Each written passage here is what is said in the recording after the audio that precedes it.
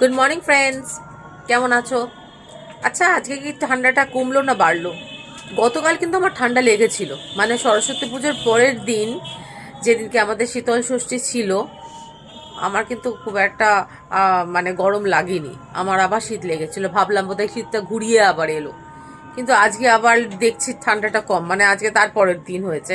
আজকে নিয়ে 3 নম্বর দিন সরস্বতী পুজোর থেকে, তারপরের দিন আর কি। তো আজকে তো অতটা লাগছে না, কি করছে কি জানি, ঠান্ডাও আমাদের সাথে খেলা করছে, কখনো আসছে কখনো যাচ্ছে।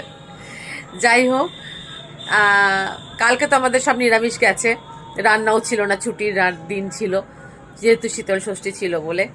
তো আজকে তো আর ছুটির দিন নেই। ছুটি বলতে মিঠিদের রান্না আমার ছিল, ওটা সবসময় থাকে, ওর জন্য ছুটি থাকে না। ছেলে মেয়েদের জন্য মায়েদের ছুটি থাকে না কখনোই। তো যাই হোক, আমাদের নিজেদের রান্নাটা ছুটি ছিল আর কি। তো আজকে আছে। তো আজকে আমি কি করছি, যে আমার শাশুড়ি মায়ের জন্য মাছ, মানে অ্যাকচুয়ালি আমাদের আজকে ডিম হয়েছে, ডিমের ঝোল হয়েছে। তো ওনার হাই প্রেশার আছে বলে উনি ডিম ঝোল খান না, মানে ডিম খুব কম খান। ডিম ভাজাটা খান, ডিমের ঝোলটা খান না আর কি। সেটাও খান উনি, খুবই কম খান, প্রেশারটা হাই হয়ে যাবে বলে। তো ওনার জন্য মাছ আমি করতে যাব। তো ভাবলাম আজকে তোমাদেরকে নিয়ে যাই, চলো আমার সাথে ওনার যে মাছের ঝোল করব সেটা দেখানোর জন্য। চলো তাহলে একসাথে রান্না করা যাক। একসাথে রান্না করলে রান্নাটা তাড়াতাড়ি হয়ে যাবে, আর এন্থু লাগে বেশি, একা একা করতে হয় না বলে। এ দেখো, মিঠি ঠিক চেঁচাচ্ছে, মিঠি মিঠির কাজ করে যাচ্ছে, আমিও আমার কাজ করি। চলো আমার সাথে তাহলে। এই যে দুটো মাছ রাখা আছে, এই মাছেতে একটু হলুদ আর একটু নুন দিয়ে মাখিয়ে রাখবো, ঠিক এরম ভাবে। কড়াতে একটু তেল নিয়ে নেবো,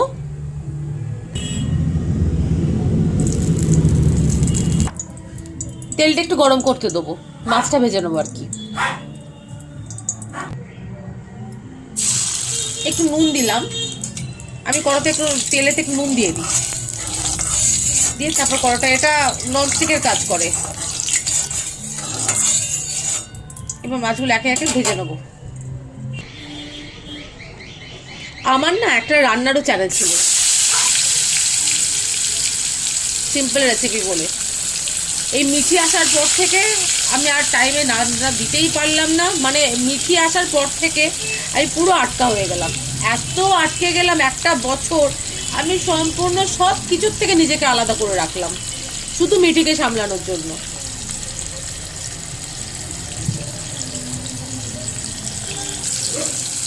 তো আমার রান্নার চ্যানেলটার নাম ছিল সিম্পল রেসিপি।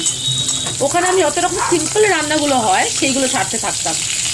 মানে আমার চ্যানেলটার কারণটাই এটা ছিল, যে যারা প্রথম রান্না করবে, প্রথম জীবনের রান্না করবে, সে মেয়ে হোক বা ছেলে হোক, হ্যাঁ, অনেকে আছে হোস্টেলে থাকে, অনেকে আছে সবে সবে নতুন নতুন রান্না করতে শিখছে। তো তারা কিভাবে কত সিম্পল রান্না করতে পারে, অথচ ভালো ভালো খাবার বানাতে পারে, তো সেটার উপরে আমার চ্যানেলটা থাকতো আর কি। সেরকমভাবে আমি রেসিপিগুলো বানাতাম। তো নামটাই ছিল যেন সিম্পল রেসিপি।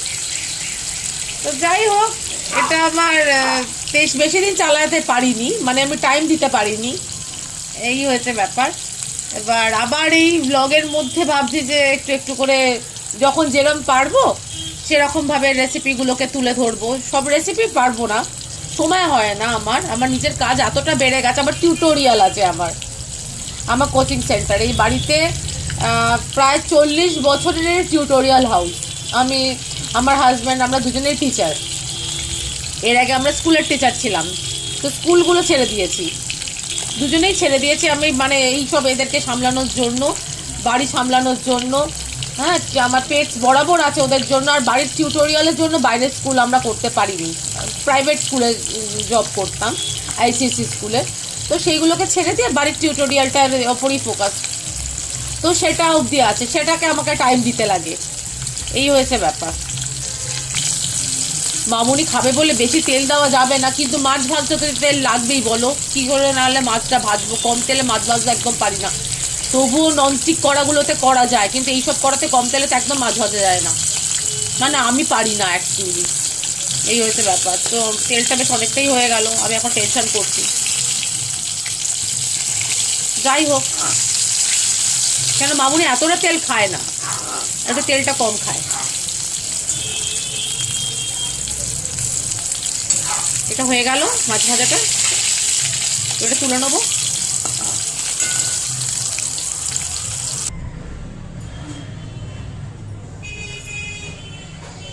একটু কালো জিরে দিয়ে দেবো,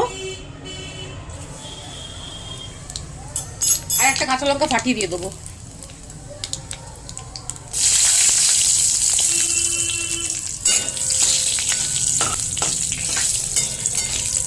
এই রান্নাটা আমার মামার বাড়ির দিদা, মানে মামার বাড়ির দিদাকে মনা, আমার নাম মানে মনালি মনালি করে ডাকতো, আমার ডাক নাম আর কি মনালি, তো আমাকে মনা বলে ডাকতো, তো আমি ঘুরিয়ে মনা নাম করে দিয়েছি। তো মামার বাড়ির দিদা মানে মনা দিদা বাড়াতো, ছোট মাছ দিয়ে, বড় মাছ করতো না একদম। বেগুন দিয়ে দিলাম, এগুলো বেগুন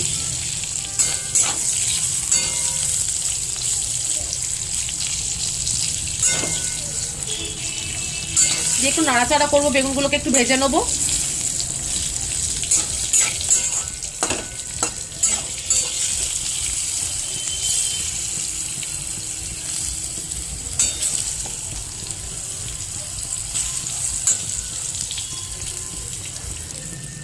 আর ব্যাস, এতেই একটু জল দিয়ে দেবো, কিচ্ছু না, সিম্পল। কালো জিরে, একটা কাঁচা লঙ্কা এনাফ, আমার শাশুড়ি মা কাঁচা লঙ্কা খান না।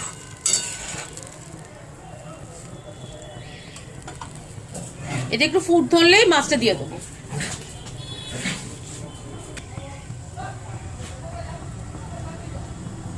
একটু হলুদ গুঁড়ো দেবো, আর একটু নুন দেবো।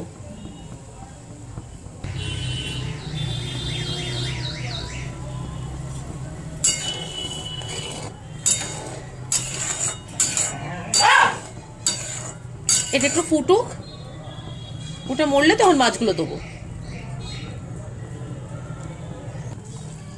এবার মাছগুলোকে দিয়ে দেবো, মাছটা দিয়ে ফোটাতে থাকবো।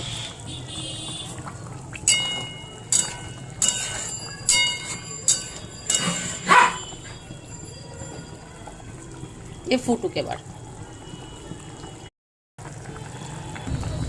এটা ফুটুক, আর অন্যদিকে এদের খাবারগুলো রেডি করি আমি। গ্যাস ওদের সব আবার বাড়তে হবে, তো তাই আমি 12টার সময় বেড়ে রেখে দিই, তবে 12:30টায় খাবার দিই।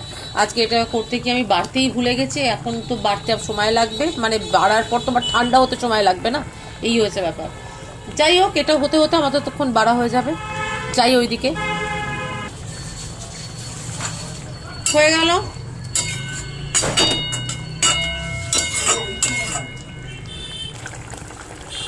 ব্যাস হয়ে গেল। এবার একটু ওপর থেকে ধনেপাতা কুচি ছড়িয়ে দেবো।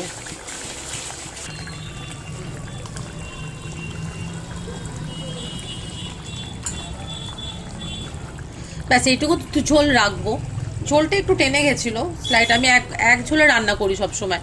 আমি কখনো রান্না করতে করতে এক্সট্রা ঝোল মেশাই না, প্রথম যে জলটা ওইটা দিয়েই পুরো রান্না করি।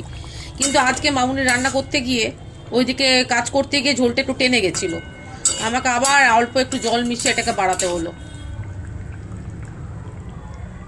ব্যাস হয়ে গেছে।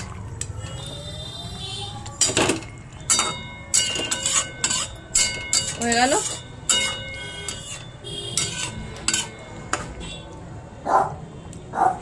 পাতলা ঝোল মামুনির পক্ষে, ঝোল রেডি।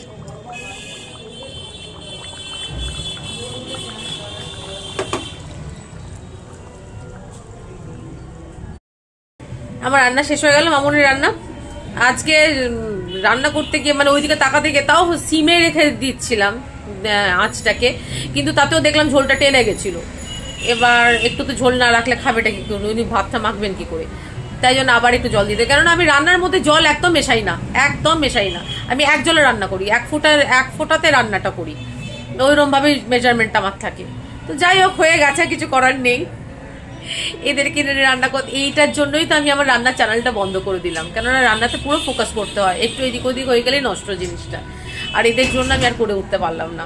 যাই হোক, এটা আজকে করলাম আর তোমাদের সাথে শেয়ার করলাম, মানে তোমাদেরকে নিয়ে আমি রান্নাটা করলাম, কাজটা করলাম। আমি একা একা কাজ করতে একদম ভালোবাসি না, সবাই মিলে কাজ করুক সেটাই ভালো লাগে একসাথে, তো সেটাই হলো।